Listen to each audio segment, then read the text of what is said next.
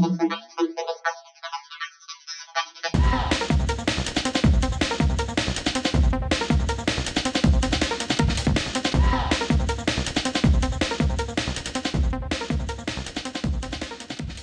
today's cup of coffee. Cup of coffee. I've learned a new phrase. I've learned new stuff. Been down other rabbit holes. Have connected dots. You sure did. You sure did. Well, I'm various and sundry because I have a moon in Gemini. So I'm all over the page. Plus the ADHD, that doesn't, yeah. Oh. I was watching Gab Smulders play Myst, M-Y-S-T, and I had this game on CD-ROM back in the day when that was a thing, and that was one of the hardest games. It's a puzzle game. I like puzzles. I bought that game on Steam a few years ago, and Did you? I never... How far did you get? Up and down the stairs? I got in a building, and that was it.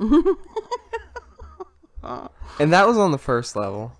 So I went to expert, oldest kid, because he has studied these things, and he said, "Oh, that's like one of the games." He honored me with a couple of texts, and then he just quit. And he mentioned the phrase that about Myst. He said that is standard for moon logic games of the time. Mm-hmm. Oh, that's the term that you were talking about. And I thought you were talking about... No. And I'm like, what is moon logic? Moon logic. And when I asked for clarification, I got nothing. Nothing. Do I say what moon logic is now? Well, you can. I actually found a website. Moon logic is basically like you're just automatically supposed to somehow know that something completely just out of pocket would connect to whatever this puzzle is that you're trying to do. Yeah. Just a key just has no connection to it whatsoever, at least that you would think. And how this links to the age of Aquarius. And there's no hints. Right. No explanation as You're to supposed what... to pull it out of the air and out of your ass. Literally.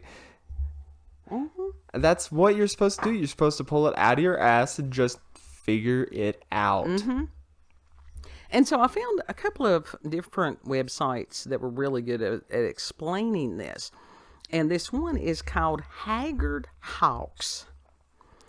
Because when you dive into the realm of the digital natives, yes, because I am digital immigrant, and I have had, sometimes I can speak the language and sometimes not. Sometimes I have to have translator. So that's what this website was. It was translator. Yeah. And this was written by Paul Anthony Jones on April the 28th of 2021. And says, if you're a gamer or a movie buff, this might be one you know already. Moon logic is the wildly convoluted or counterintuitive thinking required to understand a seemingly impenetrable puzzle or plot line. Moon logic. And there was a tweet, something like that, by Haggard Hawks that was April 28th of 2021. And it reiterates, in pop culture, moon logic is a term used of puzzle-solving games and arcane storylines that are almost impossible to solve or understand intuitively. It's said to derive from the idea that only a lunatic, as in the Latin luna, meaning moon, or an alien could easily figure them out. Yep. So basically you have to have the mind of an alien to figure this shit out. And he says, we're squarely in the world of pop culture here, so this isn't some ancient or antiquated centuries-old term. Instead, moon logic seems to have first emerged among the writers and reviewers in the 1960s and 70s, who used it in reference to the challenging and often Byzantine symbolism of the Beat Generation novels and movies. Those who know. Snaps all around. YouTube pop culture maven Pushing Up Roses has unearthed what appears to be the earliest recorded use of this term back in 1976 when Moon Logic appeared in an essay on underground counterculture in the University of Toronto's student magazine, The Varsity. Damn, now you talk about a rabbit hole. Now, she went down a rabbit hole. Yep. And according to The Varsity, which was published March 12th of 1976, quote, there is a great deal of symbolism in the movie One Flew Over the Cuckoo's Nest. At one point, we see a staff member playing with a yo-yo in the background, implying that the staff is a bunch of yo-yos. Somehow, even an overdose of moon logic would not lend a deep understanding of symbolism to that statement. Yeah. And it says something about Lane replaces Max, Lyria's modern counterculture hero. That was the article name. Love that. Yeah, because drugs. Yeah. Drugs. It says the writer of that essay, Christine Tausig, is here quoting another Toronto pop culture writer, Ernest Barr, whose analysis of 1975's One Flew Over the Cuckoo's Nest had earlier appeared in another local underground newspaper, Alternative to Alienation. And whether Barr or any other previous writer, for that matter, had used the term before this remains unsolved, so until more written evidence comes to light, this is indeed the first record we know about. So here the etymology trail runs cold, but moving on from the 1970s movie world, moon logic truly came into its own in the 1980s and 90s when advances in computer programming capabilities led to a boom in lengthy and complex plot-driven adventure games. In order to progress through these games, players were often required to solve series of ever more cryptic logic puzzles, the thinking behind which was frequently frustratingly, I think it's supposed to be obtuse. Yeah. Yeah, that's basically, it's just obtuse. And the image we shared on Twitter, for instance, it's got the links to the article, you can see it there, is a screen cap of LucasArts' 1991 Monkey Island 2. Monkey Island. Did you ever play Monkey Island? No, but I wanted to. I want to play Monkey Island. In an infamously... I got them on my wish list. tricky part of the story, players had to figure out how to get their character, Guybrush, across a waterfall at a remote Caribbean island. Beside the waterfall was a water pump, but the pump's handle was missing, so how to work the pump to stop the water. The solution that players had to work through, and now this is a spoiler alert, he says, was to first find a banana. Then they had to head to a saloon on a different island in the game where they would find a monkey playing the piano. On top of the piano was a metronome ticking back and forth to the monkey's playing. Players had to fix the banana onto the pendulum of the metronome, which would have the effect of hypnotizing and freezing the monkey, thereby allowing him to be picked up and carried away. The monkey could then be safely taken across to the other island and back up to the waterfall where his tail could be used to operate the pump as a kind of monkey wrench, stopping the flow of water over the falls and allowing the player to cross. Needless to say, the mental and logistical hoops a player had to jump through to solve this one puzzle in Monkey Island 2 proved so taxing that it has since come to typify moon logic itself. One of LucasArts' former developers, Aaron Magzalski, close enough, even popped up in the comments on HH to confess his part in the process. One question remains, though, why moon logic? Well, as we mentioned over on Twitter, this term apparently alludes to the fact that the thinking required to figure out this kind of enigmatic material is so counterintuitive that only a lunatic or an alien could grasp it, or, for that matter, someone with the ability to hypnotize a monkey. So, within this, and again, connecting the dots, Aquarius, this age of Aquarius. And I'm like, okay, what exactly Yeah, because I know some about it, but I don't know, How's or that? I would be making mega money. How's their connection to this? And from Times of India, because if you look at some of these other things, you're going to get some really weird shit. Mm-hmm. And this was interesting. And it says Aquarius is the 11th zodiac sign. Oh God. 11th. Age of Aquarius. Maybe that's why age- we're seeing it. That and the 22. Maybe. But then again, it's not just the 11s and the 22s I'm seeing anymore. No, you're seeing other repeating numbers. Which ones were you seeing? I'm seeing 555s. Okay. I'm seeing like 8s, Yeah. Well, 8s are 4s. infinity. 4s, Interesting. Interesting series of numbers. 5s, 4s, 8s. So and I've been panicking because of the 6s. And, well, there was a period of time back during COOF that they were doing the 666 thing, and it was just like, we already knew that the Antichrist is on the scene. We knew that. It was just confirmation. And so, anyhow, they're saying that it is related to the planet Uranus, and there was other things that it used to be related to Saturn. I'm not going down the rabbit hole with the black cubes right now with the Saturn. And it says it's represented by the water bearer. Aquarians are intriguing individuals with their unique approach to life. Now, this was written in a very positive, and it's not, every sign has really good things and really challenging things. Aquarians are adept at trying new ideas and are perpetually open to trying something innovative. Whether it's in the realms of art, science, or helping others, they are always seeking fresh and innovative ways of doing things. Love of freedom is of paramount importance to them. Remember that during these periods of time. They think outside the box. They always think differently. So, is this age of Aquarius going to be all about moon logic? It could be. It could be. You know, I don't mind moon logic, though. I really don't.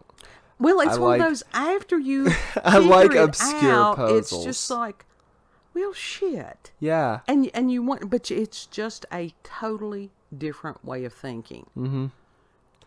And that is one thing about the game designers, these kids that are younger, the millennials, the Gen Zs, all that stuff, they are thinking outside the box. That's like, I think of some of the games that I played, like, growing up that were computer games for kids. They had moon logic in them. For example, Pajama Sam. A lot of the time, it sometimes would have, like, a lot of the times, but sometimes, it would have moon logic. And you would have Right. to go around the whole map searching everything. Right. And anytime you change ages, it's going to be messy. Mm-hmm. Because you're going to have those that have been in positions of power for a long time that trained a lot of us, sit down, shut up, I'll tell you what to think, or they tried to. Some of us refused the box.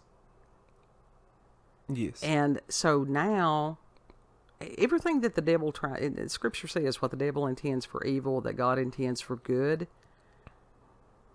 So, any of this stuff that they're planning, plotting, doing all this shit, I can see how in this age of Aquarius it can be thwarted. Because with this, as far as them genuinely caring about others, yeah. Yep. Now, that's something that the old guard, and a lot of them, they're old. And they can't live forever. I don't care. The transhumanist bullshit is not going to get here in time to save them. And even the ones that are trying to do the, Android things and stuff like that, I can see those Gen Alphas. Turn 2 or 3 of those loose on them. Yeah. They will shred that. So what I'm seeing is hope. Yeah. And as a needed thing, I needed to see that. Mm-hmm. That doesn't We need mean a it's little not going to bit be of hope. messy. Oh, hope doesn't mean that the road ain't gonna be, pothole filled and all that shit. Right. Right. But this is why, as far as reestablishing ties to other humans, and where you've got these generations of kids that, as far as blaming, shaming, victimizing, all this bunch of bull stuff, playing the victim. If you've got one that's a victim, then that means that you've got somebody that's supposed to be the victimizer, the abuser. This is othering, and it's always dangerous. Don't fall into that trap. Warn other people of that trap. Because when you, and this is what we're supposed to do, we are commanded to expose the works of darkness. So we letting our little light shine right here. We are. Moon logic. Think differently. Mm-hmm. There was still logic to Think it. obtusely. That was like, in IOP, we had to draw. We had to sit back to back to people. They had to explain something out on a sheet of paper. Mm-hmm. Or how it looked. We had to try to draw it. Almost everyone got it correct. Mm-hmm. Mine was so obtuse. Because you thought differently. Or you heard differently. Or you processed differently. I did not understand. I tried to process it so, like, to the best of my ability, but the way that they were explaining it, I did it to the best of my ability. And that's okay. And that's what we were discussing earlier. That it is, if you want communication, if you want to win the damn game, which that's what this is, that's what this matrix is. It is a matter of a game to communicate. It's up to one person to sit there and go, I don't understand. And then it's up to the other person to sit there and try to think of a way to explain it differently. You know? Yeah. So somebody can understand. So this is working in a cooperative manner. And it means sitting there and going, just because you explained it to the best of your ability, get in there, dig a little bit deeper, think about it a minute, come back and go, oh, okay, let's look at it this way. This is how this is. If you have to draw somebody a picture, a physical picture, that's true, because you've got a lot of people that learn visually. Help other people, and then that helps everybody, because then that's the purpose of communication, is to be heard. Yeah. And to understand. So yeah, moon logic, welcome to the age of Aquarius. Kid, final thoughts? Age of Aquarius, age of Aquarius. Yeah, they were singing and dancing, and then those people, some of those people that are singing and dancing, they old now. Wonder how high they stepping. Right. If you've had experiences with paranormal or supernatural encounters with UFOs, aliens, cryptids, if you have your own examples of moon logic, if you played and understood Mist, grab that fish to use the key. Yeah. Let us know. Let us know, because, like I said, and Gab, I have a lot of respect for Gab. And the fact that she was struggling with the game, she is not a stupid woman. She plays all these very intricate puzzle games and does them just flawlessly. And on this one, she's just like, because there's no instructions. No, not even a hint. No, not even a hint, Bubble. And it's like, it's a matter of persevering. How bad do you want to win the game? How bad do you want it? Not that bad. I quit. And I haven't touched it since. Yeah, at that point. And I told Kid, I said, if I had gotten another game, I could have been a gamer. And he's like, you could be a gamer now. And I'm like, I don't know. I do play. I'm on observation duty occasionally. We got Exit 8 now. I might do that. Later. It's just a matter of that. I play these games that it takes an extreme amount of concentration. and where we have so many distractions in the house, and if you've got like jump scares, and it's just like, whew, they intense. That's why I don't. The games I have, it's like it's not a matter of distraction.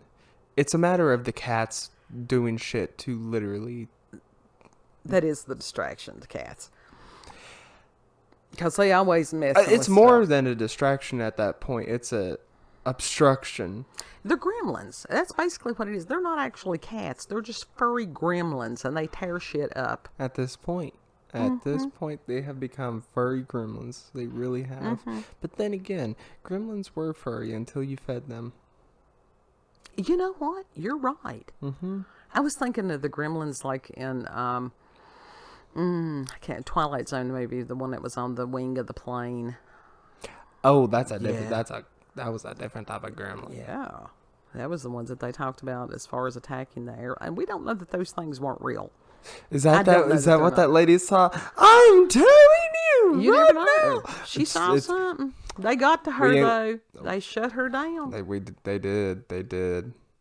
We ain't leaving that in 2023 though. That's still meme worthy till this year. Yeah, but if you think outside the box, when all this shit that's coming, the high strangeness, you're not going to be as freaked out by it. You're just going to go, oh, okay, that's one of those.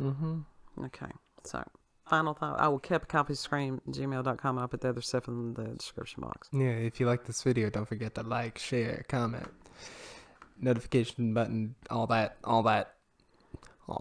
jazz. That's it. Yeah. So, know that you're loved. That's the main thing. That is the main thing. And Lord willing, we'll see you on the next cup. Next cup. Neck cup. If you're talking out your neck, come and find out. Next cup. Yep. Can I blame the rum chata? Sure. Okay, I'll blame the rum chata. Yeah. So we'll see you next time. Bye. Bye.